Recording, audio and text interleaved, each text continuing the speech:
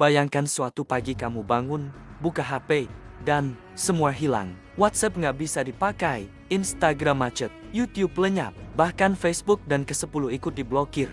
Semua platform sosial yang biasa kita pakai buat ngobrol, curhat, cari kerja, sampai hiburan, tiba-tiba hilang begitu saja. Kedengarannya kayak mimpi buruk kan? Tapi inilah yang benar-benar terjadi di Nepal, September 2025. Pemerintah di sana resmi memblokir 26 platform media sosial.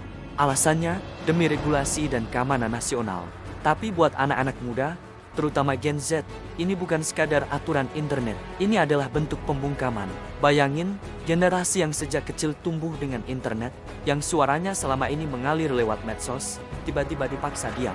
Dan mereka nggak mau diam. Ribuan pemuda turun ke jalan.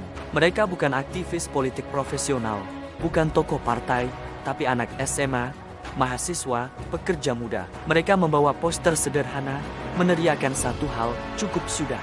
Hentikan korupsi, hentikan sensor, dengarkan suara kami. Tapi pemerintah merespons dengan kekerasan. Gas air mata, water cannon, peluru karet, bahkan peluru tajam.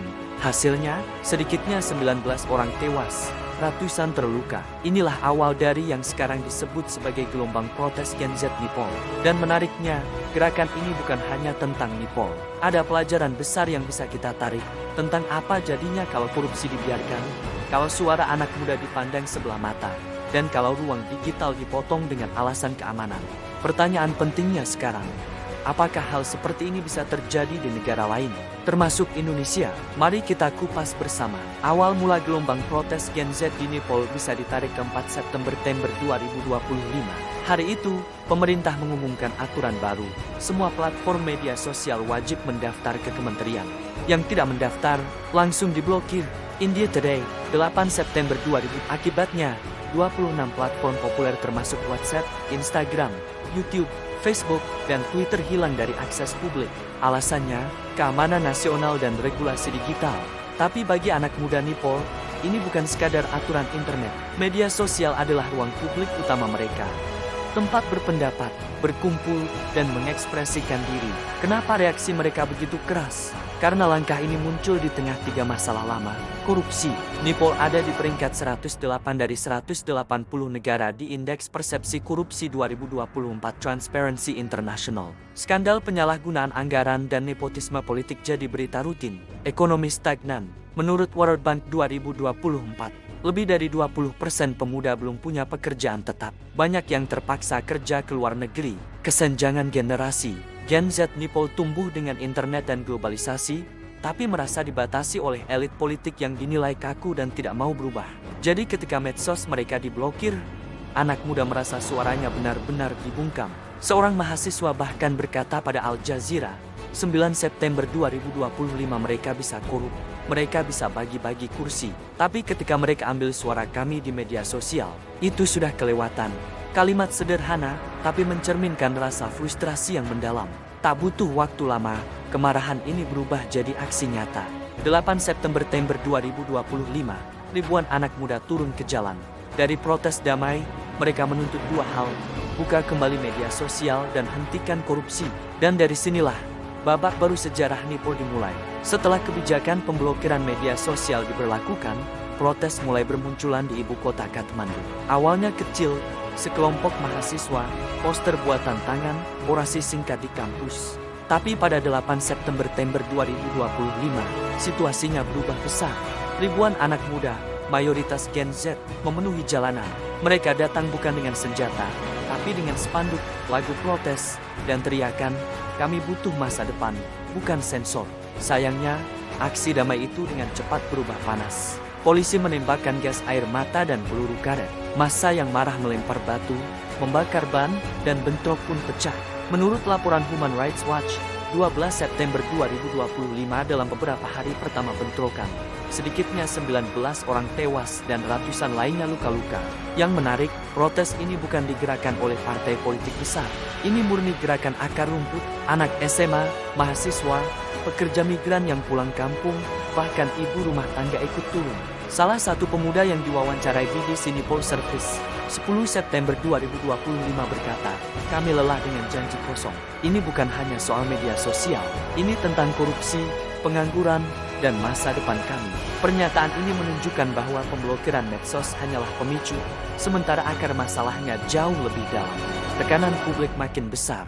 Oposisi di parlemen menuduh pemerintah memakai alasan keamanan nasional untuk menutupi skandal korupsi. Sementara di jalan, protes makin kreatif, ada yang menggambar mural anti korupsi, ada pula konser musik dadakan bertema perlawanan. Namun, pemerintah tetap keras kepala. Alih-alih membuka ruang dialog, aparat justru meningkatkan kekerasan. Puncaknya terjadi pada 9-10 September 2025, ketika ribuan demonstran berusaha mendekati kantor Perdana Menteri. Bentrokan hebat pecah. Video amatir yang viral memperlihatkan polisi menggunakan water cannon, sementara massa melemparkan botol dan kayu. Tragedi ini mengubah protes jadi gerakan nasional. Orang tua yang awalnya khawatir, kini ikut marah melihat anak-anak mereka dipukul dan ditembak. Al Jazeera melaporkan pada 9 September 2025, pemerintah akhirnya mencabut larangan medsos sebagian, tapi langkah itu dianggap terlambat dan setengah hati. Rakyat tidak puas, karena tuntutan utama mereka bukan sekadar buka akses internet, melainkan pemerintahan yang bersih dan transparan. Dengan kata lain, protes Gen Z di Nepal telah berkembang dari isu digital menjadi gerakan anti korupsi terbesar dalam sejarah negeri itu. Pertanyaan yang menggantung, apakah pemerintah akan mendengar? Atau justru memperkeras represi? Gelombang protes Gen Z di Nepal memberi kita banyak pelajaran. Meski terjadi jauh di Himalaya, isu yang mereka lawan sebenarnya dekat sekali dengan kita di Indonesia. Pelajaran pertama, jangan remehkan suara anak muda. Gen Z sering dipandang hanya sibuk main gadget, update TikTok, atau rebahan. Tapi di Nepal, mereka menunjukkan bahwa ketika hak mereka direnggut, mereka bisa jadi kekuatan sosial yang nyata. Menurut UNDP Asia Pasifik 2024, pemuda di Asia makin kritis terhadap korupsi dan kesenjangan. Mereka juga lebih melek teknologi, lebih cepat menyebarkan informasi, dan lebih sulit dibungkam.